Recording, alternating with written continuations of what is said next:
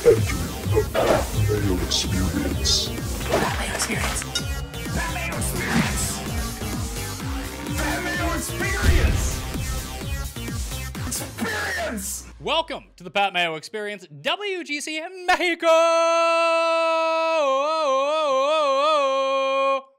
Picks, bets, preview, one and done. We got it all for you. Geoff Fienberg is in studio with me. What's going on, man? We're here.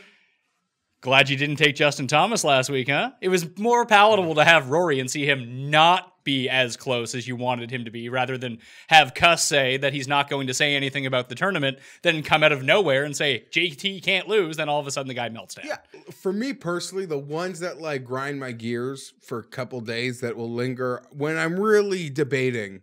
And last week, a lot of the show, I think, we were debating between Rory and JT. We kind of threw Bryson some debate points because he's Bryson. You almost have to feel like you have to discuss him. And we'll talk about him this week. But it really came down to those two.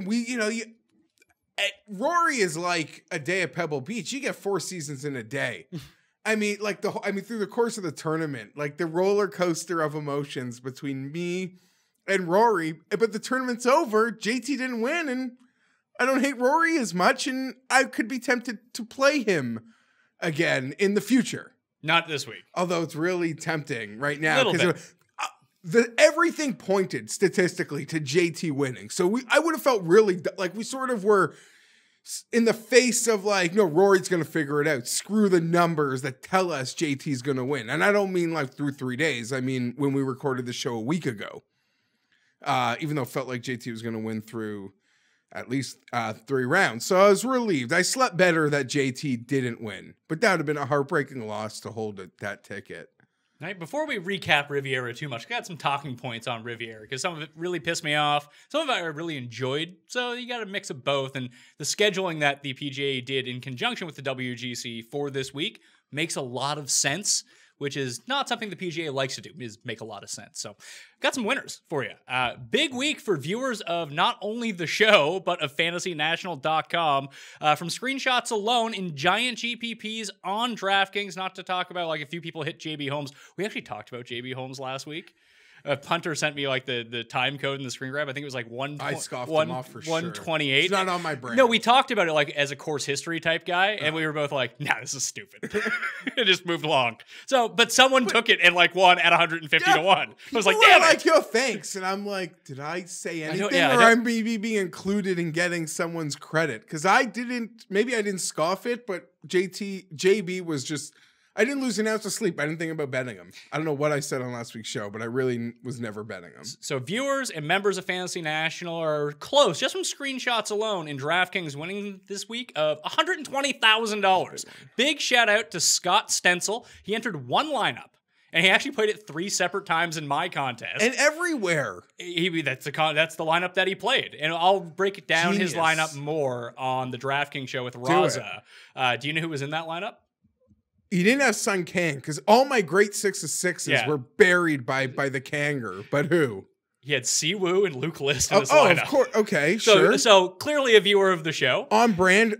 So he entered $929 across contests, including the $45. He took spots 1, 2, and 3 in the Pat Mayo Experience Open. What a boss move. So $929 entered, $59,281.99. And this was the one lineup across the whole. One lineup. Because I saw a screen pay. Everything. Yeah, it must have been. Just the one lineup. So he won huge on that. He also won big on NASCAR, the Daytona 500 too. And special shout out to David Jane, longtime Pat Mayo Experience watchers and listeners know about David Jane. He's an excellent DraftKings daily golf player. I used to do a lot of write-ups with Al's old site. He won $100K for the Daytona 500. In NASCAR. There you go. However it crumbles. When you're good at DraftKings, sometimes you're good across the board. As you saw someone just take almost 60K on golf and then take like another 10K in NASCAR. I do want to let everyone know, if you want to get into the Listeners League this week, we shrunk the contest because there's a shrunken field. Only 3,500 spots. No problem filling the 4,000 last week. We're going to try to get it really boosted for this Florida swing. And maybe I'm hoping that maybe they give me like 7,500 to 10K for the Masters, which would be awesome. Maybe the players will be a good test case for that. But hit the description of this podcast or video. You can find the link 3 max, $15, no rake, the best contest on DraftKings, and you're a big fan. And you don't love playing a lot of DraftKings contests. And I've tried to find another place to spend like that last $15. There's not a better place. I looked for it. Doesn't exist. When you're playing rake free, it's super easy to do. So if anyone out there wants to get into a draw for 20 DK dollars, all you need to do is 3 ways to do it this week. Like this episode, smash the like button, leave your DraftKings handle in the comment section, and this week tell me where you think that Tiger Woods will finish at WGC Mexico. The other 2 ways you can get into a draw for 20 DK bucks: rate, review, and subscribe to the Pat Mayo Experience audio podcast. Leave that review with your DraftKings handle, 5 stars, something nice about the show, up on iTunes, Stitcher, Spotify. Last week's episode, the most non-major downloaded show ever for a golf show. That seems like... we're building each week. The contest is helping. People are spreading. It's like every time... But the reviews really help. Like, people don't understand. Reviews really do. So if you're a long-time listener, if you've never reviewed the show, you get a chance to win $20, and it does really help out. It takes like a minute. So that would be super nice. Also, there's an Instagram giveaway as well. I'm going to Instagram the show notes from this show up there. So all you got to do is follow me, heart the picture, and leave your DraftKings handle in the comment section below the picture, and you are in a draw for 20 DK bucks. I will announce the winners on next Monday's show. So the winners from last week for golf, we got Schoolboy and Wabadoo, 20 DK bucks.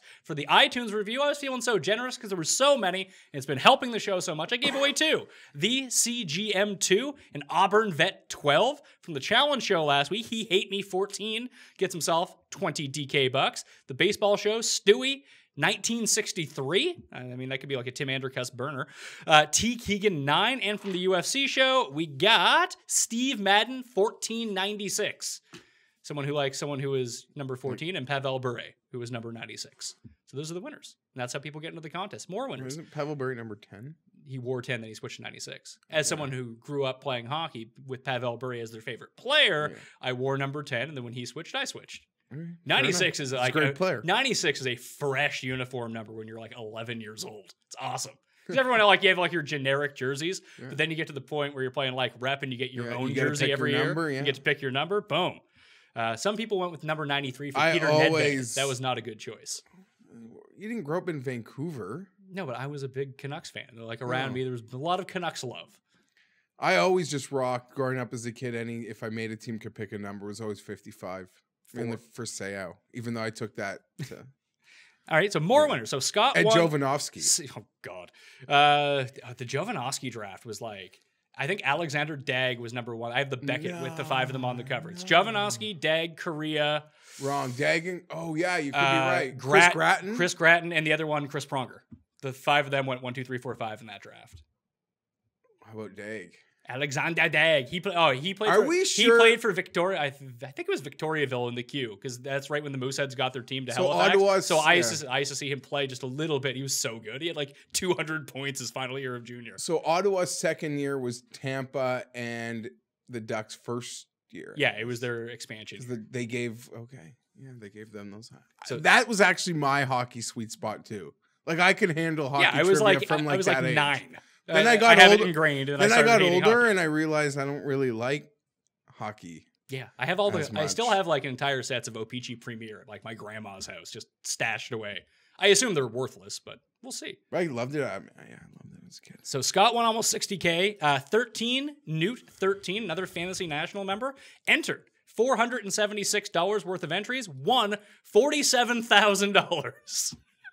It's amazing. One day you'll say my name. Hey, I got to say my name on this last year. Hopefully I can double up again. Dola Mike at the real Dola Mike on Twitter put in $405, cashed out $6,593 on DraftKings, and hit the JB Holmes 151, won like 4K.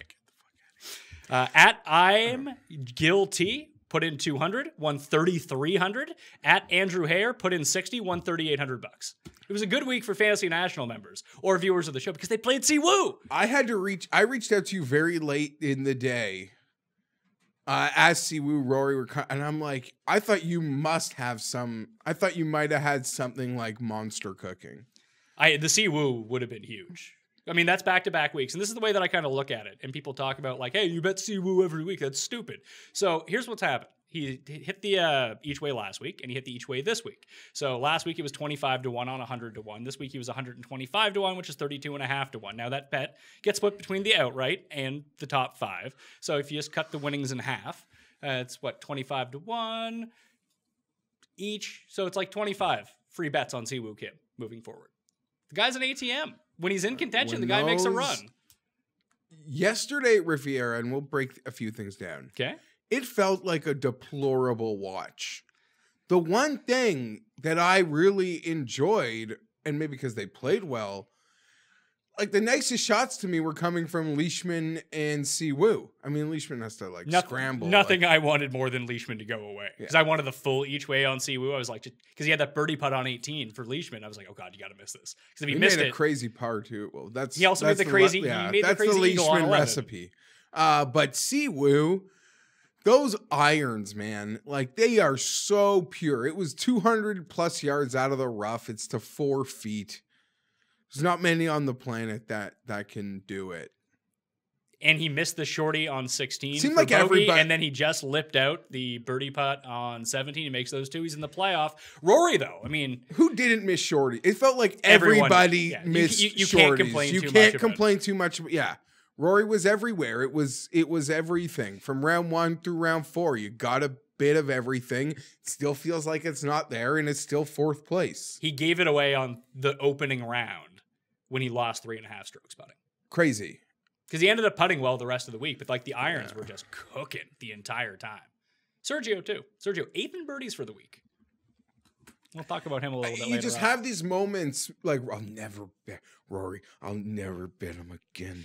I'll never bet him again. I can't believe I bite the bullet at these numbers. Because this is me walking, like pacing my house, at least with like Justin and Dustin. I know if I lose when I go in on them at low numbers, I knew, like Bryson, I know they'll find a way to make me that money back. Rory, bet him and bet him. He'll never make you that money back. Turn into like, give me all the Rory, more Rory. Maybe this week I'm tempted again into Rory. And if you made me pick Pat, because I'm a psychopath, I'd probably go again. If you ask me who would I rather have, Rory or JT, I think I might even say Rory. I would want JT this week. I'm not going to touch the very top of the board this week. It's hard. As a spoiler, but JT would be my preference this week. Well, yeah, every metric tells you. And that's why I was so mad when it was happening last week. Because it literally, very rarely do the metrics tell us who is going to win. Everything was saying JT is going to win. Yeah, of the very and top I chose guys, to ignore it was JT, DJ, Rory. Those were the top 3. But the closer you got to now versus long-term form, it was JT and Rory. Those were by far the 2 clear the ones. strokes gained approach numbers that JT had put up through his first 3 runs this year were unconscious. And again, what he did this week. Before he blew it, I mean, he was he made 3 or 4 scrambles that were insane. The one that he shanked early in the round, even the chip on the green early in round 3. In round 1, when the ball striking wasn't all the way there, all of a sudden he was just like, oh, because it was almost like a Jordan Spieth type thing before Spieth absolutely melted down. It's like, oh, Justin Thomas is 35 feet from par. Yeah, hit a few of those. It's like, oh, great, thanks. And then he even went into a hazard and made a fantastic bogey. But yeah, I was really not feeling good about myself when it just felt like he was going to win. Then he got cursed. Yeah. And then when you're cursed, you can't do anything. And let me say, early on Saturday, I don't even think they were done the 3rd round. I sent out like a glowing tweet about JT. I was out with my girls. I wasn't even watching. And everyone like took it as me calling the win. I don't know. Maybe I was, maybe I wasn't. I was just pointing out, like, if you think this is good, keep in mind we're going to the next 2 courses are where he lost in a playoff and where he won.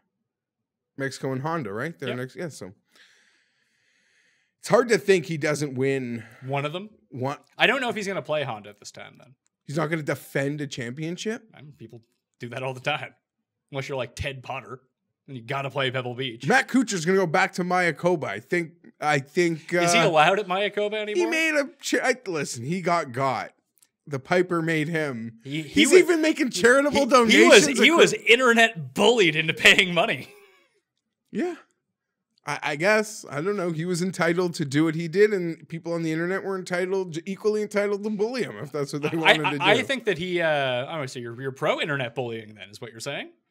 No, I'm saying people, I'm not really speaking to the internet stuff, more to like the quotes and videos we saw from the first round or the first couple rounds on course.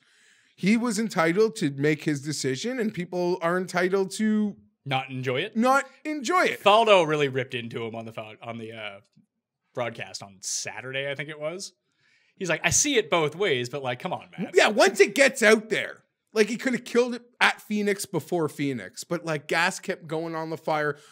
I don't know if we wanted to go here. I think people are sick of it. I think the caddy turning down the make good and then like going public, I thought that was almost as bad as the 0.38%. Like, I didn't think the caddy deserved more than the make good that Kuchar's camp tried to come back with, but the caddy knew he had the media and the mob, and they're going to Mexico next week. Hold on. Maybe someone got into his ear about this, about getting that sort of money, but if he was so shrewd to use the media on his side, he would have been a better fucking negotiator than negotiating himself for $5K. No, it was a shitty negotiation, and so if he's that savvy, but now he's super savvy, and before he was like the least savvy person in the world. Yeah, because the savviest guys on the island got in his ear. And maybe Kuchar was afraid to go back to Mexico. Mexico, not an island. Oh, I know. I just meant like the proverbial, like you and your buddy. I got you. The funny thing is, Kuchar, what do you think Kuchar made this week? He was T22, so I want to guess he made like 58K. I think it was a little higher than 22, and it was 52.5. Okay. So he came up 2.5. He played for free this week. I bet you. Skechers paid? No, I bet you Skechers said, if you don't fucking pay this, you're not having your sponsorship anymore. Yeah, I think that's why he crumbled under all of this pressure. Well, his management had to. I get Kuchar living in a bubble, but don't you pay people to not live in the bubble for you? It depends on who those people are. A lot of these people. Tiger's agent must be pretty good at reading the wins. Also, Matt Kuchar's agent isn't Tiger's agent. It is Steinberg, I think. Well, it's not the same thing. When you're dealing with Tiger, you're dealing with a billion-dollar athlete. No. When you're dealing with Matt Kuchar, it doesn't get the same sort of look. I understand it's completely like one's an international superstar, one's just like a PGA guy, even though he's 10th all time. I just mean you're paying someone who's very good at reading outside wins. Like you're paying a guy who could like sense the air and public perception. It's his job. That's not on the agent though. Like for Tiger, that's on his publicist. Okay, I'm talking. Does Matt Kuchar have a publicist? If his agent is Steinberg, he's got a publicist, part of the firm. Like, I think that's what you're paying that guy for. No, I think he might have got like when Johnny the Dobis PR. Well, no, like when Vince went in and he was represented by Ari, and then Ari passed Johnny Drama off to some loser in the basement. That's like what Matt Kuchar got as a publicist. Now, I think professionals, the players, are going to be far less inclined to give their caddies the week off when they go play these like around holiday events, because a lot of we're going on too far, but a lot of players, ex-players, Davis Love even said, guys have been going around the world and hiring loopers on like their club rate with a bonus forever. So now I feel like that's forever changed, that the caddy ain't getting like the week off when the player wants to play. Because if he's going to have to pay full rates and get bullied into it, he may as well just have his guy. Yeah. I don't know where else that's it. to go on there. It should be dead. I think it's over. Hey, listen, you know who's played pretty well in Mexico this year? Matt Kuchar. Maybe he'll win this week. In closing, I freaking loved it. I loved it. I love all PGA Tour drama. How is there not a way that it wasn't Patrick Reed who did this? Because that would have been so on brand and so good for everything. He needs to elevate his villain status. Him getting permanent membership to the European Tour and being like a good guy in Europe isn't really helping. He needs to be an asshole everywhere he goes. I'm not sure. He keeps Justine's brother on they travel everywhere, and it's always. Yeah, you know who's not hiring a specialty looper? Patrick Reed. That's staying in the family. Some more stuff. The weather delay. And remember the restart all the way back on... Paul has pointed this out to me in the past. Fantasy golf Twitter is the softest Twitter of everyone. No matter what sport. Like, complaints about everything... Like, it's a restart. There was like, 10 guys 2 holes in, and there were 17 guys on the course, and like, you couldn't play. And you had to go recut the holes, so everyone would have the same advantage. So you have to restart after 2 holes. I think 17% of the field was out, and most of them weren't through a hole. Like, give me a fucking break. Deal with it. I just never seen it before. I don't It disagree. happened like 2 years ago. Yeah, they said the 2013 Dell. I tried to avoid Twitter at all costs until like 3:00 on Thursday. Probably a good idea. Because I don't like, if I'm looking at the leaderboard at 9:30 in the morning, it consumes me. And then you're just shot trackering all day. Yeah. It's not safe for anybody. So I just figure if I can shut it out Thursday, and then I've said what I like. I like to go to make. It's like a reward for me. Like, when do I get like that reward on Thursday to leaderboard board scroll? The weather delay caused a lot of craziness. I feel exhausted, and I just watch it. So Scott, the guy that won the 60K this week, I was talking to him briefly like through DMs, and he said that he constituted his lineup banking on the fact that the PM wave wouldn't get on the course. So that's how he ended up on all of those guys, because they all ended up just playing on Friday morning and getting their rounds in.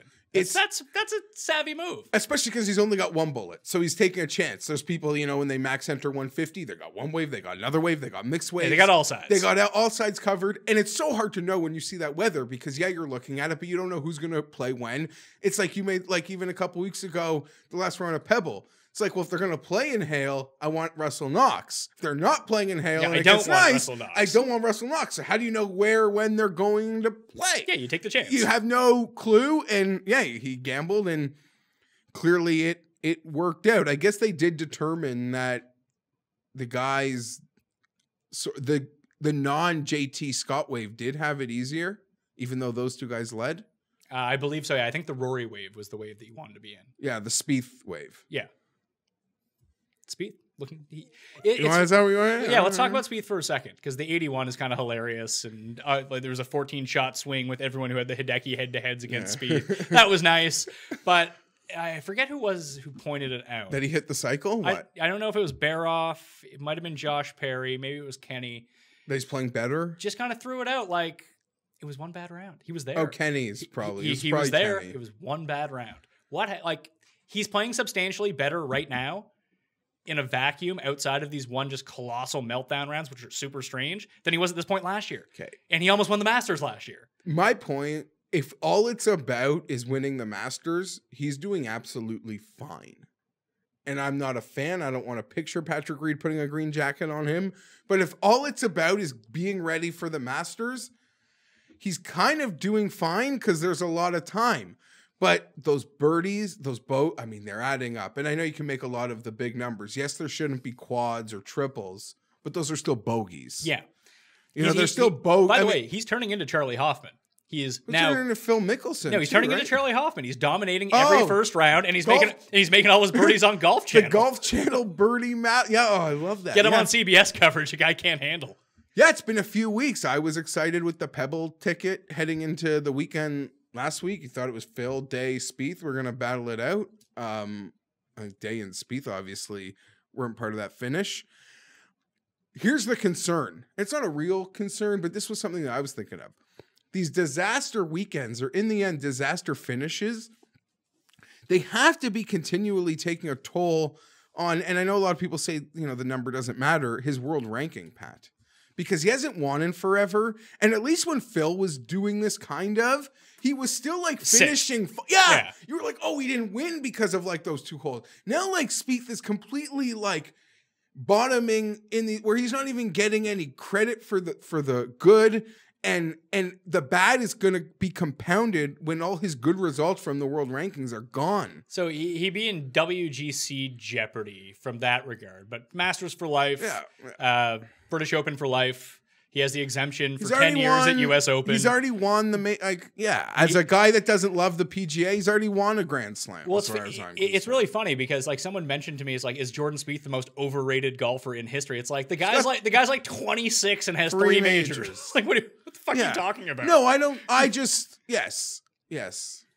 I just don't think he's gonna find the road to the very top is so much more crowded than when he broke through. We've had this conversation a lot. I think that he'll get back there, but I'm with you. I think he's more like the 30th best player in the world than the first, but he'll have this hot run again. And it's going to happen, and he's going to storm and win like 3 and 4 weeks. It might not be this year. It might be 2 years from now, but he'll have that peak again. I don't know if you take it back or not. I like my position, although I do think I'm going to get screwed because he sucks and he's got to play so much. And Tiger's not even going to Honda. We've got that bet on season wins. Yeah, Tiger versus Jordo. And Tiger not even going to Honda. Tiger's not going to Travelers to go beat up on a bad field. When Tiger tees it up, I feel like he can win. Unlike Jordan. Let's talk Tiger Phil for a second, because there's 2 interesting notes here. So you want to talk Tiger, you want to talk Phil. But Phil stuff pretty quick. Well, about this week or no. Phil said that he might skip the Players. I missed that. Yeah. He was kind of half joking around, but he said like his calves are the story. Yeah, I think those might be photoshopped. They might not be. Do you think Phil shaves his legs? I don't know about shave, but those legs are shaved. Well, I'm talking about they were defined. They were, and the rest of Phil isn't defined. But I know a really chubby, husky guy who's got these calves of gold. Okay. Anyway, Phil said he might not play in the Players. Not me. Because there's like a big stretch of events, and they were just like, how could you not play? He didn't play Torrey. You let me finish. Sorry. Please let me finish. I'm excited. Sorry. Just let me get to the end of the sentence. You all right? I'm just letting you finish. My ears are percolating. So Phil, after the round, commented that he may not play in the Players, only because he's 48. He only has so many tournaments in him this year. He's like, I've played a lot already, and frankly, like, I don't play well at the Players. He even said I've missed 6 of the past 7 cuts. If they put the rough up and like where it falls now, like I'm playing Mexico, he's like, I am going to show up to places where I think I can win. Sure. And I'm not going to show up to places where I don't think I can win.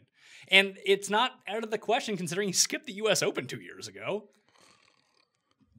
The lost major, according to Andercust. But is that I back it. I kind of like it too. You've got to do what works for you by everything, and there's no rule that forces anyone to be anywhere. So he's totally within his right. The fact he didn't play Torrey Pines, Pat, means he's 150% serious. Like he's clearly taken a he'll play. He even says he's like, I'm probably going to play, but he's like, if I get too tired, I might skip it. He's like, I'm not going to skip the Masters. He's already got the win this year. It seems like he's a lock now with it. I know people don't care, but the President's Cup thing and his streak is kind of probably important. Wanting Tiger to have to make him a captain's pick. Does this year matter towards Ryder Cup at all? Yeah, it's a 2-year thing, isn't it? Is it a 2-year thing? Yeah. It's not just reset at the beginning. That's why someone won like the week after last year's Ryder Cup in Europe, and I was like, "That's a great." Like, I wonder if they are getting like banking clutch points. You got to do what's works for you, especially when you're 48. Yeah, and I can almost let's go to Tiger because I was going to go somewhere else. Here's my Tiger point on this. It was very clear that the cut line was going to be even or -1. He made that putt. It doesn't matter about the putt, whatever. And he ended up coming out on Saturday evening and just started storming the course on Golf Channel, not CBS. What did we watch on CBS towards the end of their coverage? We watched Nick Taylor, Tee Lee, and fucking guys you never heard of, and that guy who Michael Thompson was like the only, and Kyle Jones was the other one who was out there playing the Bubba ball, and that was the end of the broadcast. And like we saw 4 guys trying to either make the cut, or they were in the cut, or they were missing the cut. Anyone that was in, and then it became very clear that even was the cut. There was no chance that it wouldn't be -1. But we knew that it wouldn't be -2, -3, or -4 2.5 hours ago. How do you not take the -2s, the -3s, and -4s, group them together, and get them the fuck back out there? Because if you had taken the -1s and got them back out there, you would have got 3 hours of Tiger's round instead of 0% of it. Like, that's so stupid. That's why you wanted them to start round 3 before 2 was officially ended. Yeah. But what if guys like made a triple and now they're... The cut couldn't move. The cut was locked in. No, but they were still resetting the sheet. The tee sheet was reset for the 3rd round. Who cares? Reset it and get the guys back out there. You're already like a day and a half behind on this tournament. This way you don't force people to play 36 holes or 30 holes. They got it in. They got it in. What annoyed me was... But I just don't understand the logic behind it. Once the waves got past 10 and 11 and 1 and 2, go recut the holes, get everyone's asses back out there, because it ruined the CBS coverage. If it was CBS, I'd be pissed. Pissed. Yeah. It was bad. And there was no need for it. That's why I'm shocked that they decided to move Mexico in between the West Coast and East Coast swing. That makes a lot of sense. You go from the West Coast to Mexico to the East Coast. Not West Coast, East Coast, Mexico, back to the East Coast. That doesn't make a whole lot of sense. I was just mad they weren't even showing. We didn't get a single Neiman shot. And he was like the only guy that actually. Oh, on the course at that time? Yeah. Like, was like maybe a name, like with a backstory other than being Lexi's brother. Neiman and List. Oh, they're special. So good. When they're rolling, they're so good. So when they're special. making 4-foot putts, it's like, oh my God, they're gonna win. And then all of a sudden, List lost like four and a half strokes. Keegan putting. too, right? You want to throw Keegan there? Yeah, Keegan, we can chuck in there. He was cruising for a while. then woo. And he didn't go full Keegan. Like people are like, oh, he's going full Keegan. Full Keegan is what Keegan did at the Valspar in 2016. When you're the first round leader, then you shoot 80 to miss the cut. Because you can't make a fucking putt. So the Tiger thing, that would be the Tiger thing for me. That CBS lost out on and maybe he doesn't have the hot start if they put him back out early, who knows? But Golf Channel gets Tiger. It's probably Golf Channel's highest ratings in ages because Tiger is out going 3-3-3 to begin his round with an eagle birdie. And CBS is like, this is horrible. We don't have Tiger and we have Tee Lee. Tee. I thought you were going to refer, your point was, because I know we got bad end of round 2 coverage because it was the guys out there. I thought you were going to refer to like what was on CBS at say like 6:55. I can assure Eastern, you I don't know. When Tiger was making those 3 birdies and how they didn't just be like, call it, like switch it now. Tiger's playing. It's 7 at night. Everyone's home. Can't do that. Well, you need your CBS can't do that. They can't change their schedule like that. That's why even at the end of the tournament yesterday, they couldn't roll over into 60 minutes. It ended on the Golf 60 Channel. 60 minutes different because that's more important. It's the same thing. No. If it's a CBS show, they have an allocated time slot for it. But I mean, like the Saturday night replays, they can gas. I get like Sunday 60 minutes. Well, I don't know what's on. Prime. I don't know what's on Saturday at 7 Eastern, but it's a local Big Bang replay. Is it? I thought it was the news. I don't know. Now we're sorry. So let's get to the hot topic. Oh, last thing. Mike Weir is skipping the Puerto Rico Open this week, but Charles is playing. His winery, Mike Weir's winery, being sued, right? owes $6 million in back taxes or fees or like to lenders. 2 of that money is owed to Mike Weir. $2 million of that money is owed to Mike Weir. And based on his performance, I mean, unless he gets that money, if he gets that money, he can stop driving Uber, I think. Someone else is involved shady in this is a local radio legend, Bob McCowan. Oh, really? Yeah. The guy who always wears his sunglasses. I think he's the indoors? one that he might be on the end of stiffing Weir because he's the one, him and his group bought the winery from Weir. Oh, see, I did not know that. I just saw that someone shot me a link that they owe $6 million. Yeah. No, that's been a local business story here because it's a winery not too far. All right. I think that's JB. I don't really want to talk about JB all that much. I just want to say it's no different than Phil deciding to skip a tournament. There's no rule. JB if you want to be mad about it, get them to enforce the rule. Blame the network, blame the sponsors, blame the players, blame the tour, blame the players. You know, they had their funny, we're going to wear shorts now, which was kind of like ill-timed because everyone just wanted them to penalize JB Holmes or other slow players, Pat. But it is no different than asking a pitcher after the game about those like wide strikes the ump gave him. I don't know. He's going to keep going hitting that spot if the ump's going to keep calling it a strike. Call it. Enforce it. We have so many random tournaments now. Like everything is something. I know in Europe we got like 60 Super Sixes and World Sixes and 54-hole stroke play, 1-day match play. We've got this team event now. How about someone comes in and sponsors like a fast car, one of those, dick working fast pills and says, we're going to enforce every time violation this week. That's the thing about this tournament. This week. Yeah, it's not the speed tournament. It's just if you're too slow, you're getting penalized. Brought to you by like a car that goes fast. Brought to you by Ferrari. Brought to you by a dick pill that works quickly. Like, I don't know. Oh, Roman Health. Sure. Roman Health. Get your dick checked and make it quick. I'm just like, there's got to be a way. That's got to be an attractive thing. I don't know. It's boring. And the play yesterday wasn't even enjoyable. Yeah, it was entertaining because it became close, but it wasn't entertaining. It was so bad that even Cust commented on how unwatchable it was. And this is the guy that would prefer like a 6-3 football game with 0 yards of and not like good defense, just bad offense. That's his style of play. He'd rather watch like Golden Girls to like Entourage. Like that's the type of guy. I mean, Golden Girls is pretty quality. Fine. I might be able to be talked into Golden Girls over Entourage. I was just trying to. I don't even like Entourage that much. I was just trying to.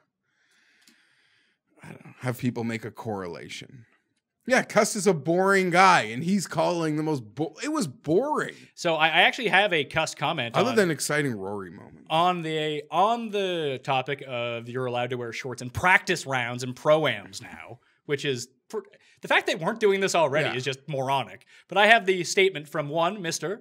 Tim Andergust. Tim Andergust. Which is his name. He says via text, I know what you want to ask me about, and you let the other people know that this is just another instance of shiftless millennial culture running amok, and the PGA is giving in to the pressure that they will eventually regret. Anything gallant or formal has to be chastised as unnecessary and fought against because, God forbid, anyone has to put up with any restriction, no matter how trifling. Tim Andergust on people wearing shorts in practice rounds. It's a disgrace to the game. Imagine carrying that much. I know. Okay, get it, not liking it, but to not like it that much to formulate an official statement. What a guy. What a guy. Cust will be joining me on Wednesday's show where I break down the Oscars odds. I've seen all the movies. I got takes. I doubt Tim has seen all the movies, but he'll have takes because that's what he does. I haven't seen. Well, so you can just listen to the show. I was thinking about it. I'm going to run this by you right now as sort of a production meeting. I was thinking about filming 8 one-minute clips for the people that haven't seen any of these movies but want to like talk to people about the movies, where I just tell you like 20 seconds about what it's about. Is it the favorite? How many nominations? Just sort of an info dump. I'll give you 2 points of why you can say you can like the movie, 2 points why you can say you hate the movie, and you can take that stance. You can go argue with people if you want. Is that something you would watch? Yeah, sure. Quick social hit. Now I got to write them. I'm now stuck to it. But you've seen them. It can't be that hard to write. Yeah, but writing 8 one-minute videos, it sounds super easy, but it's been there. It's 20 restarts later. Yeah. I've been there. The writing part is the hard part, to get them to 1 minute. Think about the graphic elements that go into it. There's a lot more production that goes into the stuff than people think. Take that back. You ready for Mexico? Kind of. Let's do this. Golf Club de Chapultepec is in Mexico City. It is played at 7,700 feet of elevation, which is super high. I mean, it's higher than you might be right now, and that's tough. I'm actually not high at all. Oh, there we go. So, I mean, you got to go to Mexico if you want to get your altitude in. No, but listen, I'm not afraid to get high. But people like always. Well, you're always rubbing your eyes. That's why. Whatever. That's why people think that. Sure, and they get like, but I swear on my daughter, high free, and it's a holiday here. It is. There's a day that I should have been. It should have been this one. Hey, you got all night. So in Mexico, it has almost the exact same yardage as Riviera. And it's funny because last week I talked about Riviera has all this hidden yardage because you have the short par 4, all the par 5s are super short, then it's made up on these super gigantic par 4s. This one is like just over 7,300 yards, but where it's played at like 7,800 feet of elevation, it really only plays like 6,800 yards. So on paper, they look almost identical, but the ball travels 10 to 15% farther, depending on like the weather that day. If it gets super hot, it goes even farther. I was reading Josh Culp's site. I always recommend when you're doing your tournament prep, and I'm eventually going to release a video of how I prepare the research for the tournament. I mean, I'm wrong all the time, but I feel like my research methods are pretty good and pretty efficient to figure stuff out about the course. Josh's site, futureoffantasy.com, is really excellent. If you click on each of the tournaments, there's a lot of quotes from Phil from last year. And one thing that really stuck out to me, and this is going to get to one of the guys that I'm going to I haven't decided if I'm going to bet him or not because the odds are short, but he talked more about, it's not about hitting the fairway. It's about staying out of the woods. Although if you're Phil, you get free drops from the woods at this tournament. This was the Sprinkler Head. The Sprinkler Head tournament. But he's like, sometimes at this course, once you understand it, you're far better off being on the rough on the left side of the green than being short on the fairway on the right side of the green. It's not a hard course, but you have to understand the angles to avoid these big numbers and set yourself up very easily. So it seems like one of those courses, Jeffrey, that if you played it on a simulator a bunch of times, you get pretty damn good at it. Who does that remind you of? There's a great discussion to be had. But it reminds me of Heritage in that way. The way that he described it, I know that when you look at all the past winners, like we've only played this course twice throughout the years. DJ won and Phil won. Justin Thomas has played well both times. It's really hard to glean too much from 2 years of a sample size. And it's a WGC. It's a small field with all the best players. So it's not shocking some of the best players in the world end up at the top of the leaderboard here. But that really stuck out to me as having a bit of experience with the altitude, knowing how far the shots go, and then bailing yourself out to know to miss to this certain side can really save you maybe 2 or 3 strokes throughout the course of the 4 rounds. I thought that was really compelling case for taking some guys that are maybe better at course management. It's a hard one because we've been here twice and we've got 2 winners that are pretty polar opposites in how they go about winning. They have one common theme between them. Rich? Well, they're both rich. They're both Republican. I guess the third one is they both fucking kill wedges. Yeah. Dustin and Phil, get them in a... But you can bomb and gouge here and get away with it. If you miss in the right spot. And you don't... Because it's tree lines. And you're not behind the tree. You can get in the bushes, you can get in the woods, then you're kind of screwed. We saw that happen to Dustin last year. And that was kind of his undoing. But like the year one, he was like, yeah, I'll take a 5-iron off every tee. And since it goes 15% longer, I'm going to hit it 280 anyway. It's not super long. So I'll just, because the thing is like normally, like if you're like 130 out, you're hitting like your, gap or your pitching wedge or probably your gap or attack wedge in. Here it's like 170 gap wedge because everything goes so far. So everything is a wedge. So if you're good at wedges, like even Ryan Moore has had success at this course before. And a lot of the European Tour players are more familiar with altitude and these types of events. I think so. They've acknowledged that in the past. But who's it panned out? It has more of a, maybe not in terms of the wins, but the guys that I think were top 10s both years. Hatton, you're gonna make me. I don't think Hatton was top 10 both years, was he? Top 15 then for sure. He was top 15. I have that written up in the column.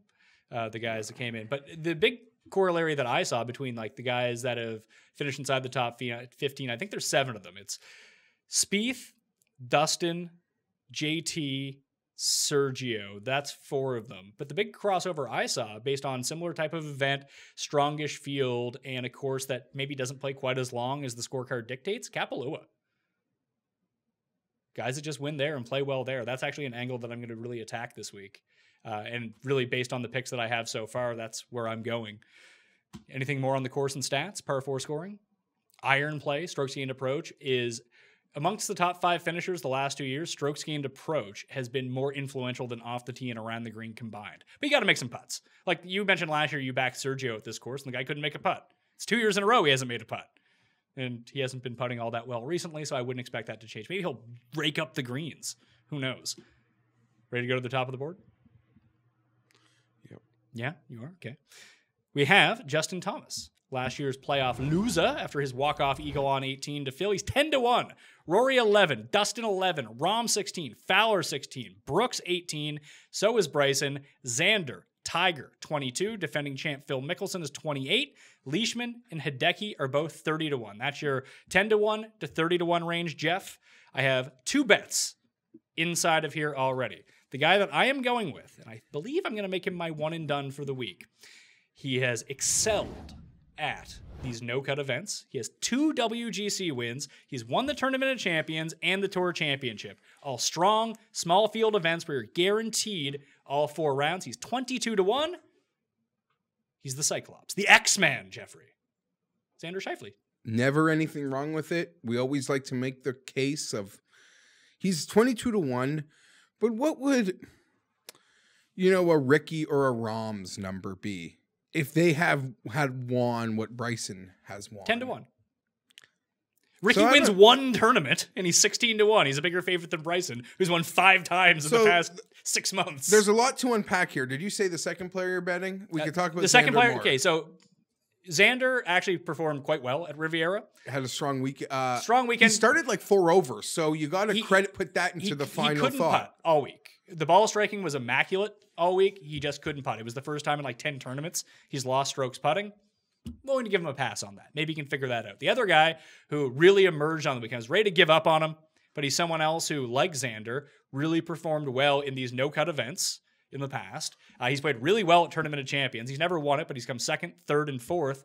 And he stormed the castle on Sunday. Ended up T9 Hideki, 30-1. I mean, we just backed him at 28-1 last week, and the field wasn't this strong, but there were far more people in the field last time around. I like Hideki here. A strong little weaseling out that top 10. He was my one and done. It was sort of a marginal finish, but better than where he was. Better than when Cust was bragging that he had a top 10 one and done, and then Bubba Watson 4-putted the last hole. I didn't. You didn't notice that? There was like 3 holes left. He's like, oh, my one and done's looking pretty good. And then Bubba just melts down. Why? Hideki, those irons continue to be fire. This is a price I'm happy to back. Even some 33s out there if you want to. 33 on Bodog. We always go up at 365 for these because they're out early. There's so much to unpack here. I could almost break down everybody. Although it feels silly because there's nothing I could tell you about like Justin Thomas. If I got to tell you about Justin Thomas, you're not like it's your first time watching. What you were looking up: Phil, JT, Hatton, DJ, Fleetwood, Jordan Spieth, and Sergio Garcia have finished inside the top 15 both of the years at WGC Mexico. And Dustin, JT, Spieth, and Sergio have all won at Kapalua. Hatton and Fleetwood have never played it. The first year they were here, 11 of the top 22 were European players. A lot of people have compared it to where they hold the European Masters in Switzerland. Oh yeah, and that's why people like Matthew Fitzpatrick and Danny Willett. But there's a long show. We'll get to Danny Willett. So yeah, Justin and Rory again feel like they're both so primed. It's hard to swallow the numbers. The fields are strong. It'll really cripple anything you want to do with the card. So there's just too many enticing numbers. I'm actually dialing it back a bit this week. That's why I dialed back the amount of entries in the Pat Mayo Experience DraftKings Open. That if you do check the description, you can find the link and get in. I mean, you're still going to fill pretty quickly, so get in as soon as possible. Don't make you look foolish, but I don't like these tournaments for DraftKings. I don't love these tournaments to bet, so I'm just going to take a few shots, and that's going to be. So I think Xander and Hideki are the way to go. Bryson is really calling my name, though. I don't understand how he's 18-1. He should be 12-1.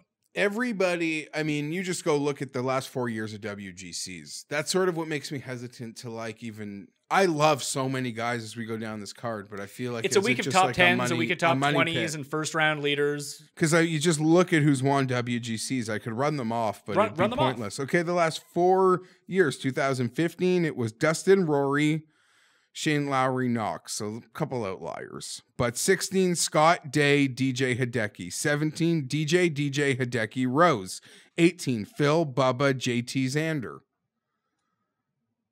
Just makes you feel like you're gonna piss money away. Yeah, as much as I like Lucas Beauregard and Alexander Björk, but it's not and Joost Luiten, like I like those guys, but they're probably not gonna win. So that's the thing. Like these WGCs, I don't know whether it's the extra money and the no cut. I think it's the no cut. To be perfectly honest, you just can feel it. And once you get it, like where it's a shrunken field, like at the majors, you get all these same guys here, but there's an extra 100 guys playing. Yeah. This week, you take out all the minuscule win equity of those extra 70 guys or 80 guys, and just front load them towards Dustin Johnson. Like it just gives them a better chance to win. No, all makes perfect sense, and they've been winning them. Bryson, to me, it's going to be such a fine line this week of altitude genius and it like not working out. Well, yeah, you always have the thing with Bryson where if you take the grain of sand and throw it into the computer processor, that it blows the entire thing out. The altitude might do that to him. So I'm like... Or he completely figures it out and he's the best guy in the field by far. But we're talking about an outright win. So you don't give a shit if he's 14th or 5th because you're not even, I mean, the number's too low to even... Yeah. You're not even each wing. So the fact that it's win or bust, at least in my head, who gives a crap? I bet lots of guys that miss cuts. I mean, there's no cut here, but... You know what I'm saying? Okay. I am such a sucker, though. The one guy that is calling me is Rom. He's just calling me. You're making this Kapalua comp. We all loved him there. Last year was his first time here. He was fantastic. Here, no, 2 years ago he came. He almost won. No, 2 years ago was DJ and Fleetwood, wasn't it? That battled it out? And Rom. Oh, okay.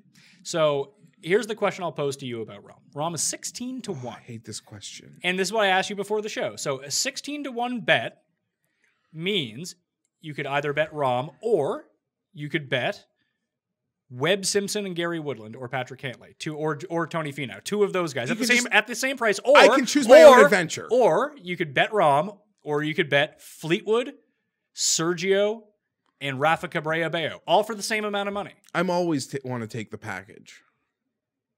I mean, you listed players, but insert whoever you want. Like you're just like, yeah, and the same thing goes with me with like Scheifele versus two of those guys. I decided to go with Scheifele. I think Scheifele's going to win.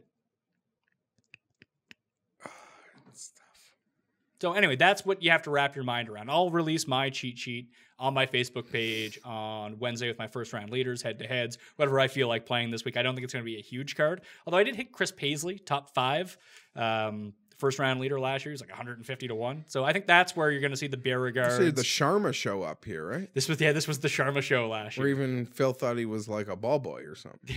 Phil didn't know who he was. Thought he was like media, bugging him on the practice greens. So Tiger. 22 to 1. It's Tiger looked really good until the back nine. Really strong. You got a club down here. Iron play, putters, 3 woods. Check. We're seeing form because we did mention we're gonna see Tiger win. We're gonna see form before he wins. He's not gonna just have it. And as we said on last week's show, this course and Honda and the players for that matter and Bay Hill all set up much better for Tiger than Riviera did, and he played all right. Are you worried about that Phil comment, though, as it relates to Tiger? What? Having not played it before, and Tiger... A little bit. Tiger can't, like, overpower it. He's not going to bomb and gouge it. So for him to have the success that Phil had here, you'd think he has to... Get acclimated to those spots. I think that the elevation would be more of an issue for him versus knowing where to miss. He doesn't really play. I'm trying to think his schedule. Like, I don't know where he plays at altitude, like, ever. But the big thing is there's no quicker study in the history of golf than Tiger. Like, we talk about Bryson being an excellent course manager. He is. Tiger is the best course manager there's ever been. That's why he was so good. He had all the skills, plus he had the mental game to back it up to know where to get the ball and the ability to get it there. So it's I worry that Tiger, and it might take a round or two. He's out there with Bryson and Abraham Answer. They put those out. He's playing with the world's top-ranked Mexican player, the Mexican Allen Iverson. The Answer. Yeah, got to get those galleries. Not for long. He better show up at this WGC and perform well, or King Carlos Ortiz is going to take his spot. Yeah, good point. Who also is passing on Puerto Rico Open this week. But are we not? Yeah, I mean, I'm not ready to pull a trigger on Brooks. Are you ready to pull the trigger on Tiger? More so than Brooks, maybe, if that sounds crazy. But this isn't a major. Brooks isn't going to win. I don't know. Am I ridiculous? Like, I don't want to say I want to see more from Tiger because he's giving me the form that we asked for, that we want to see, and it's still north of 20. How about Phil? 28. He's getting a better number, and he's playing a lot better. And he won this course last year. It's for somebody else. Ricky's pretty low. Yeah, he can win. That's fine. He's not 16 to 1. Any thoughts to wanting to fade guys that have endured these 2 long California weeks? Phil would be one of them. Not really. They've been a long grind. I don't know.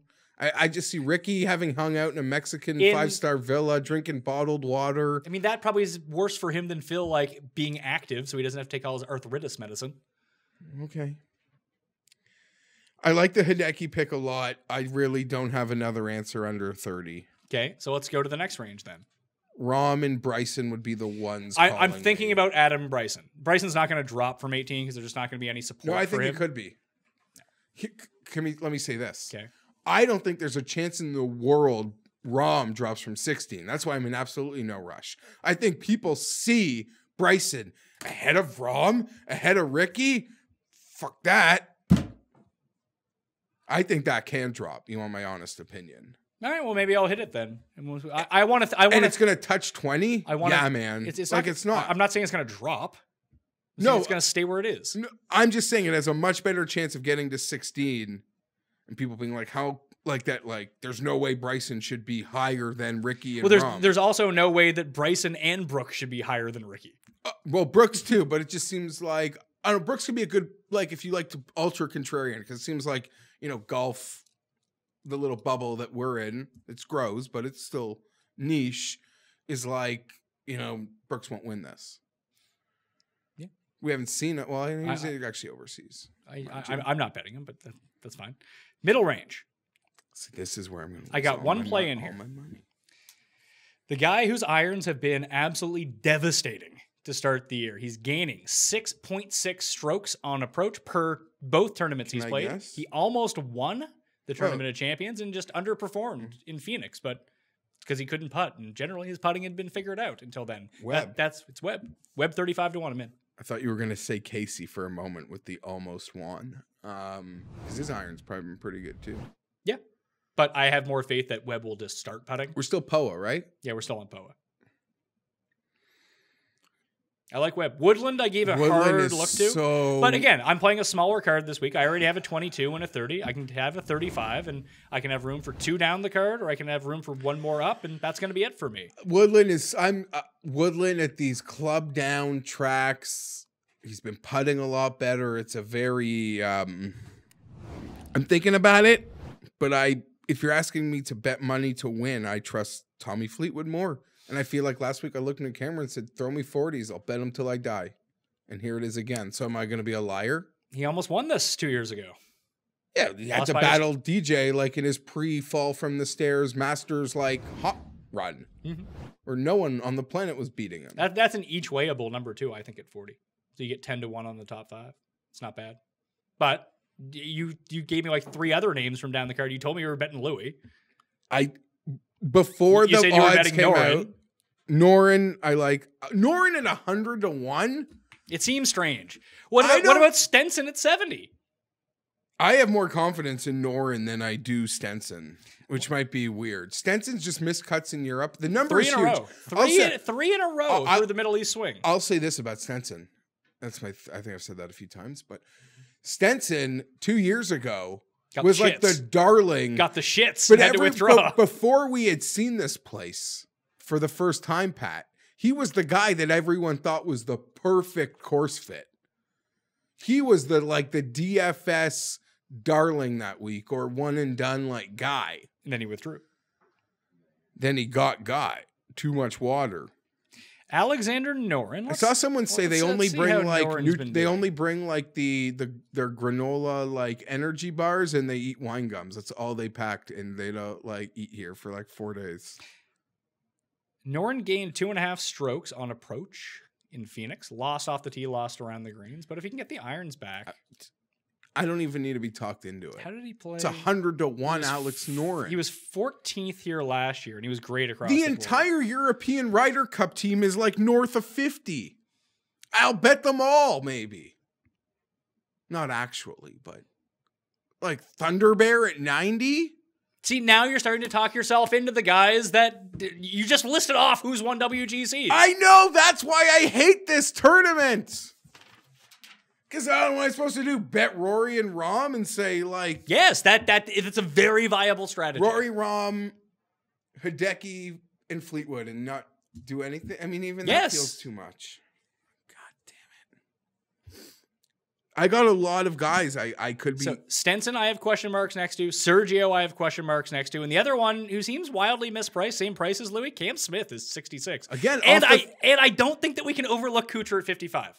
Cam Smith off the 30, 33, 35 that he was last week, where everyone thought he was such a smart play. And now this week, Leishman seems to...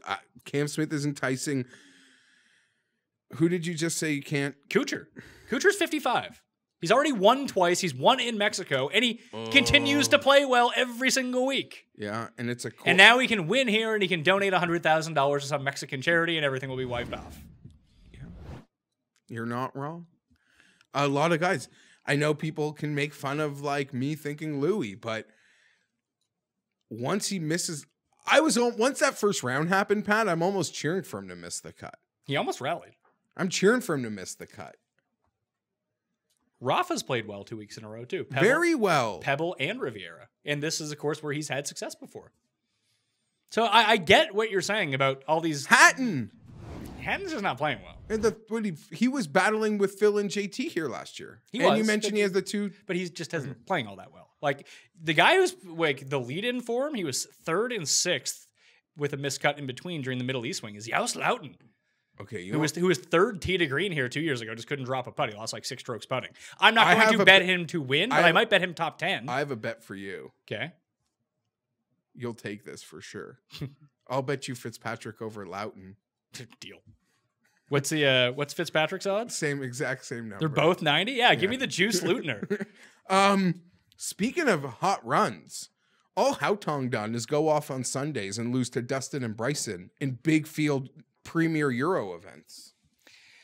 I don't know if he's going to come here. I mean, he's here. It's a WGC. Here's the thing with Hautong. It seems like he only does well when no one is on him. It's like with Siwoo. Siwoo does really well when they don't show his shots. When they show his shots, he's missing 2 footers. When you're following him through Shot Tracker, he's making 5 birdies in a row. I just don't know what it is with Hautong. He's a really tough guy to figure out. And Poulter's been sneaky good in these European He's streets. played everywhere this year. He played in Hawaii, then he went over to the Middle East. Now he's back. It's a course, like, you know, he's got that Phil-esque, like, he's got to win the same way Phil would win. Yeah. No, I'm with you. Just, I don't... It's shorter than you'd want. Here's what I don't understand. Why is Poulter 50-1 and Kuchar's 55-1? There's the anti-Kuchar. Still, like, that doesn't make any sense. When there's not anti-Poulter sentiments, people fucking hate Poulter. It's all fresh. I don't know. And like we joked, Sergio, he better have sent a gift to the Kuchar house. Like, literally, that Kuchar story made Sergio come, like, a defending a Masters champion getting disqualified on the European tour, and that thing just is like gone. Thanks, Matt Kuchar. So are we getting suppressed Sergio odds, suppressed Kuchar odds, and suppressed Bryson odds because no one likes them? Where's Reed? What's Reed's number? 50. There was a great article this week about Reed. I'm going to paraphrase incorrectly, unfortunately. Okay. No player on tour, I think, by like the swing mathematics is either like so on or so off. I mean, I feel like watching him bears that out. Then, yeah, okay, so it meets it. From one day to the next, like when he's on, it's unconscious, but he is one of the least consistent like swing plane players on the planet. Maybe you almost try to see if it's happening early and try to bet him live. Yeah, live bet might be the move. I don't know. You see, like, if he has it and hope you're near your computer. Long shots. I could still go. Long shots, 100-1 and over. Emilio Grillo. No, come on. Alex Noren. I'm Emiliano Grillo. I can't win like some scrub PGA event. You won't bet I'm going to win a WGC? You can bet him in Honda. I think he can win Honda. I might be done betting Emiliano. You know what? I might just be like... Don't say that. He won his first PGA start and has been garbage basically since. He was near the top for a couple hours recently. Okay, so... on like a Friday. However, I have thrown out for the past couple weeks that Danny Willett is going to win Honda. And I don't even know if he's going to play Honda. But and the last time I made one of those bold proclamations that John Rahm would win in Phoenix. And then he won Torrey Pines and didn't have him. So... myself, you, I think Ben Coley is on it as well. Yeah. You talked about the altitude. Danny Willett, 175-1 with the each way. That's going to be my long shot. That's the guy that I'm taking from down here. I love it. Now, there's a lot of actually like, are you Aaron Ray? Who wants to know? He's at 175. You into that? No. I mean, I could be if I wasn't on Willett, but what am I going to take 5 guys at 175-1? What about Sharma, like for a T20? I'm taking Willett. Willett is the guy that I'm taking. You can't take both of them? You're going to take Sharma? I'm not. I'm just saying like a T20 for a guy that likes it here. I don't know. Numbers probably huge. Did he even end up finishing inside the T20 last year? Yeah, of course. Did he? Yeah, he hung around that day. No, I feel like he really got left by the wayside. He was the ultimate like guy to bet against ever in the final round. Yeah, but what are you going to lay? Like 400 versus Superstars? What did he end up coming last year? He ended up coming 9th. Oh, so he fell pretty decently. Barnard had a nice run here 2 years ago. He did. I mean, I think the one I'd be most interested in is Loughton. But now that I have that head-to-head with you, I think I'm pretty good with him. You got your we didn't talk about Molinari, but when has he picked up a golf club? TOC. And he joked there that he hadn't picked up a golf club. Yeah, the guy is just he's living the life. He won the British Open. Now he's like, I can go back. He pretty much went to TOC saying, I don't think I've hit a putt since the Ryder Cup. And now we're seeing him for the first time since TOC. I don't know. He didn't. I don't know. He's gearing up for the Masters. This is Good his. for him. I don't know. He's so quality that he can do this now. I mean, that's it. I mean, I like Willett. If you want to bet, like, if you want to go in like Ray, I'll probably go Ray first round leader, Willett first round leader, Bjork first round leader, Beauregard first round leader. But no one makes more birdies. Thunder Bear too, potentially. He's at 90, so I don't know if I love that first round leader number, but those are first round leader plays. At best, top 20 plays, but I just don't want to invest that much into this. Do you? It's scary, no, because I don't know how to differentiate the top, which almost makes me think I need to stay away. But in the end, on Sunday, I'll be like, there's no shame in not playing an event. You don't have to play. You talking to me? You're right, but I can't not. What about Papa Shugo? He's back, 250 to 1. Like, these guys are going to be the people that you fill out the back end of your DraftKings rosters with this week. I don't think they're substantially good bets. No, but you're right. For like DraftKings, there could be like guys like Westwood have been so. You know, consistent Loudon lately. is higher priced on DraftKings than Stenson. 73 to 7,200. Matt Wallace will be popular. I'll talk about this with Raza, but people are going to use Stenson, right? At 7,200? Yeah, a lot of them. I might just not use them and see how that turns out. Because you got to fade it. I faded DJ the past 2 weeks, and it's really worked out well. Well, it's a little different because this is like, you never want to be on the popular scrub. Yeah, but it's Henrik Stenson, though. You know what I mean? When you're making your stars and scrubs, it'll be hard to turn off Stenson to play Loughton. Yeah, it is. Like, you're looking at it like, well, that doesn't make any sense. And it's no cuts. You're like, Stenson get hot for 2 of the days. Doesn't have to win. Yeah. Just has to play to my 7,200 golfer with the potential that's really high. A couple guys we didn't talk about. Charles Howell was like one of 3 guys to shoot under par every day last week. He's Charles Howell. Would he come 6th? He came really, I think maybe tied with Hideki in that 8th or 6th. I mean, he's 45 to 1. You never get a discount because the model, because metrically he's great. No, because if you list him at 45 to 1, that means he has suppressed top 5, top 10, and top 20 odds. Because realistically, you should probably be like 100 to 1 to win. But if you listed him 100 to 1, then you're giving him 100 to 1 odds on top 20, which everyone would bet. So you just make him 45 and try to take people's money. Take that Kuchar top 10 or top 5. That is the interesting one. Kuchar top 10 here. Kuchar top 5. I mean, I might end up adding him to the card.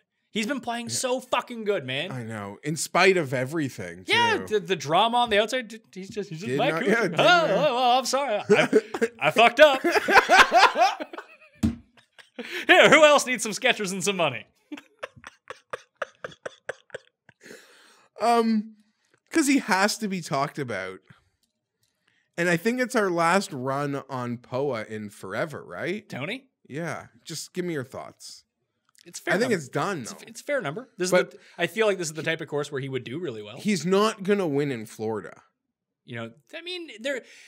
Okay, the putting splits are a bit ludicrous, only because it was 2 years ago, and Tony Finau was the worst putter on POA on tour. And then all of a sudden, like, you can only play him on POA. Like, if he gets it rolling, he gets it rolling. He's either good or bad. It's not like he's going to gain 0.6 of a stroke putting. He's going to lose 5 or gain 5.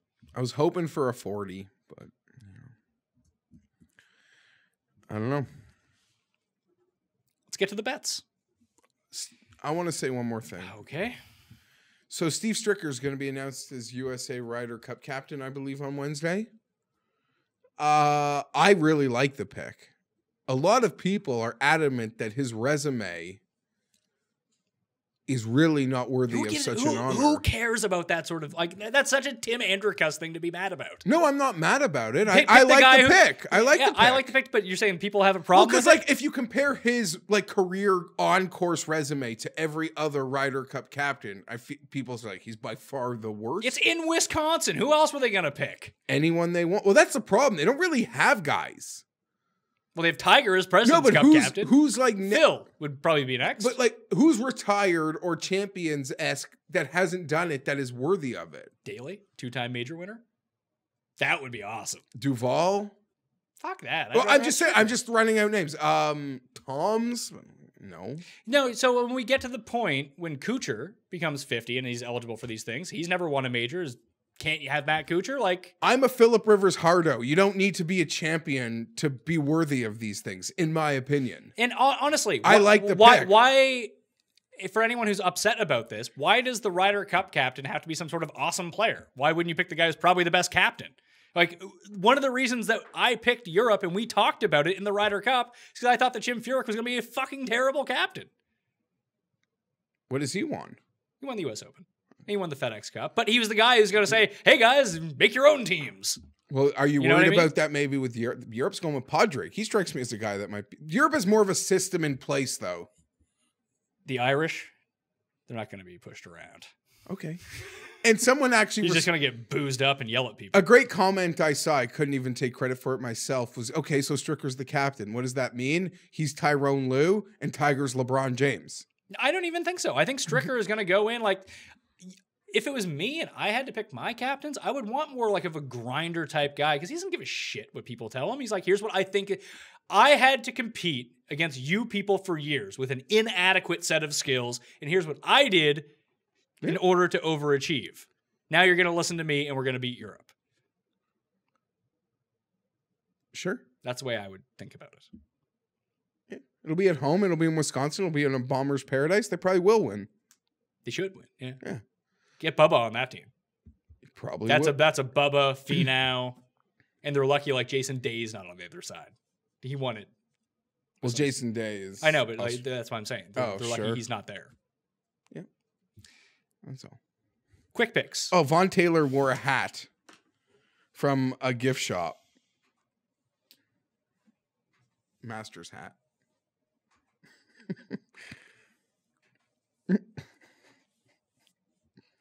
We've been that long? When I ask you if you have anything more in the anything more section, why don't you bring this stuff up? Because sometimes I like to throw it in, and I meant to just randomly drop it throughout the show. Anyways. Von Taylor Quick won me a picks. 4-1 3-ball on Sunday against John Rahm and Paul Casey. That's why I don't bet daily golf. Because I just logged on to Fantasy National, looked at the live numbers. I was like, oh, Von Taylor's like going to play well. Because I don't have the stomach to be like Von Taylor. Even at 4-1, that Von Taylor's going to win that. Even though I know the odds like are probable that it could, just like a baseball game. And the stats lined up perfectly. But that's why I don't, because I wouldn't make that bet. I'd bet the chalk. Yeah. Thinking there's no way Von Taylor could do that. Well, apparently he had a new hat. Maybe it was lucky. Quick picks. I am betting at 22-1, Xander Schauffele, at 30-1, Hideki Matsuyama, at 35-1, Webb Simpson, and at 175-1 with the top 5 each way. I might even a top 20 in on that as well. My guy, Danny Willett. Someone on Twitter commented to me.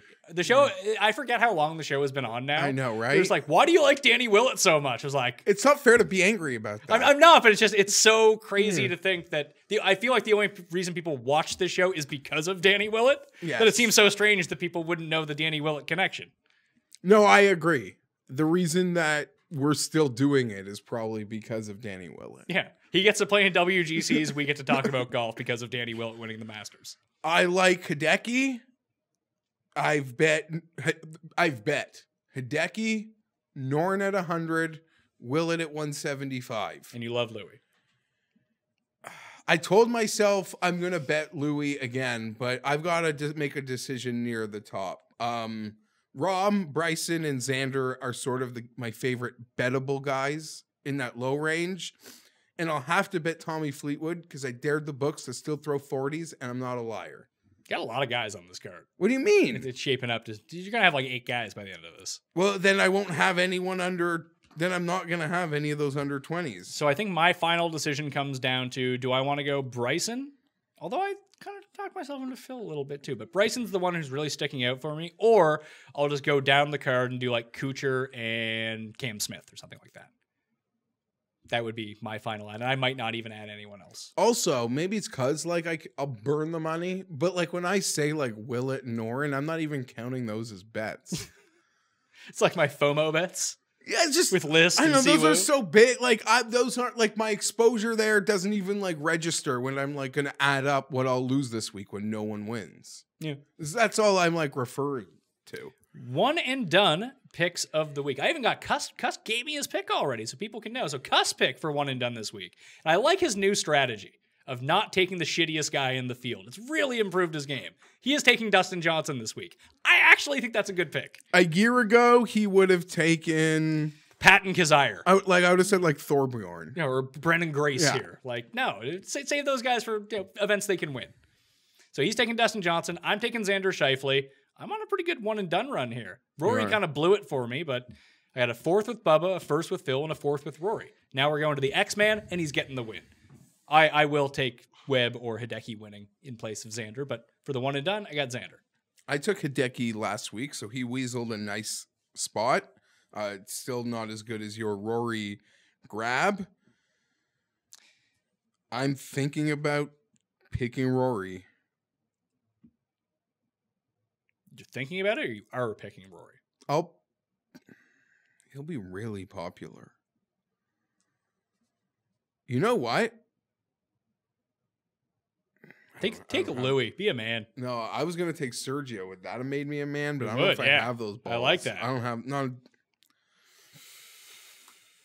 Rory McIlroy. So Xander for me, Rory for you, DJ for the Cust. I don't know who I'm going to play. I played Keegan on my other team. My other team is really terrible. I mean, it's a WGC. You get a bigger payout. I came back in the one and done. I had a really terrible one and done year last year, but I hit Bubba at match play, and that was almost like $2 million. It really vaulted me back up. So that's why I don't know. Yeah, you want to burn someone good at this event. Maybe X isn't the guy to burn here, but guys won 2 WGCs. My only hesitance in Rory is I think he'll be ultra popular, but I got to get a win, so I don't care if 300 and 400 people have him. All right, that'll do it on the Pat Mayo Experience. Follow Geoff Fienberg on the Twitter machines. If you want to get into a draw for $20 DK, there are 3 ways to do that. Do you remember the 3 ways? To get into the draw? Yeah. You subscribe. That's kind of halfway to... Well, you have to tell us how Tiger's going to do this week. Now you're mixing them all up. The 3 ways to do it. To enter the draw to win $20 DK. How do you do it? What are the 3 ways? You leave a comment on the video telling us where Tiger's going to finish. Okay, there are 2 other steps of that process you missed. You say something nice, you comment. No. You leave a review. No, okay. Now you're mixing 2 of them together. For the video, like the episode, Jeff. Leave your DraftKings handle in the comment section and tell us where you think that Tiger is going to come this week. That is draw number 1. Draw number 2. I like the video every week. Thank you. I appreciate that. It's good news for us. I like myself. Draw number 2. Mm-hmm. iTunes, Stitcher, Spotify. Subscribe to the podcast. Rate and review. In the review, say something nice about the show. Leave 5 stars and your DraftKings handle. That is the second way to do it. The third one, do you remember? Just... stop embarrassing me. Go to the Instagrams. Follow the PME on Instagram. I'm going to provide a picture of the show notes. These show notes with my stupid comments and time codes and all that fun stuff. Like the picture. Leave your DraftKings handle in the comment section. Boom. That's new. You're in a draw. That's a new one for this week. That's new. So there's lots of places to win the money. I'm trying to work with DraftKings for a players giveaway and a masters giveaway that's not just 20 DK bucks. It's going to be a lot of bucks to get people all fucking fired up for it. But the link to the Listeners League, it's in the description of this podcast and video. Only 3,500 spots this week for WGC Mexico, so get in that right away. I still haven't gotten any. I'm gonna imagine if I missed out on it. I'm the first one with the link. I'm more of a video watcher. Me too. Actually, I'm not. But that's many not people like audio is the... full honesty, I love producing the video. I love doing the video. When it comes to podcasts, I just stick in my headphones. I'm on transit all the time. I'm at the gym. I got the baby at home. Baby's crying, so I stick in my headphones and drowns it out. But I'm all audio podcasts. I really like, and like 6 times as many people listen to the audio podcast of the show than watch it on YouTube. And like, I really think that comparatively, the video version of this show versus like other fantasy golf stuff is really high end production. We put a lot of time into it. Paul does great work. So the video is worth watching. I don't want to say that it's not, but the first place to find the link every single week is going to be in the audio podcast because that production takes time. The audio production takes no time whatsoever. So it's up like 2 hours earlier. People still haven't figured that out, but no. And people get like, I say like, hey, subscribe to the podcast on like a Monday morning. And they'll be like, oh, I don't see the show out yet. Well, we haven't fucking recorded it yet. Like, get it together. It takes longer also for the file, video file. Much bigger. See? You know. The export time is like 3 minutes on the audio file. It's like an hour and 40 minutes on the video file. And then the upload time, it's like 30 seconds for the audio file. Paul, what is it for the video file? Probably between upload, processing, and publishing? An hour and a bit? At least an hour. At least an hour, yeah. It's like time to time. Now, if we didn't record in HD, then it would go much smoother. Anyway, we've wasted an hour and 20 minutes of your time. Shorter this week than last week. Puerto Rico Open? Oh, Puerto Rico Open. Scott Brown, 28-1. You can't argue with that. It's the Scott Brown Masters. Yeah. It's like his Riviera. I'll probably play Campos too. So I'll have Scott Brown, Campos, and I'll probably do a round robin. An each way round robin. This is where I'm going to lose all my money this week, although I'll spend like $20 on it. Shifley, Hideki, and Webb, and Willett. I'll throw Willett in Campos with Campos and Brown and maybe someone else with an each way. So try to pair them up. Burger, like 12-1. Fuck that. Well, I'm just saying the chalk. I know. I don't. I'm not playing chalk round robins here. I'm playing my guys round robin. The Puerto Rico board. Yeah, he is 12-1. And Matt Every's steaming down there. He's lighting it up. Yeah. Too bad King Carlos is not playing. I would have bet him. You have Munoz if you want to get into that. But yeah, but Campos and Brown were the two that stuck out to me. And I've done no research for it. Those Maybe Finau should go play it. I was thinking that. Get another win under your belt, Tony. Yeah, I'm going to pass on the WGC. Anyway, that will do it. Follow me on Twitter at @ThePME. Remember, the odds and lines are subject to change. Check website for actual odds. If you or anyone you know has a gambling problem and wants help, call 1-800-GAMBLER. Tomorrow, Jazzraz, Ben Raza from Awesemo.com will be breaking down the entire DraftKings slate. And Wednesday, my Oscar bets and breakdown with Tim Andacust, who's hopefully not going to be so triggered about the shorts thing that he'll have time to actually watch the movies, look at the odds, and talk about them with you. Remember to like all the episodes and get in them draws, all right? Enjoy the week. Good luck at WGC Mexico. I'll see you next time. Mayo experience! Experience!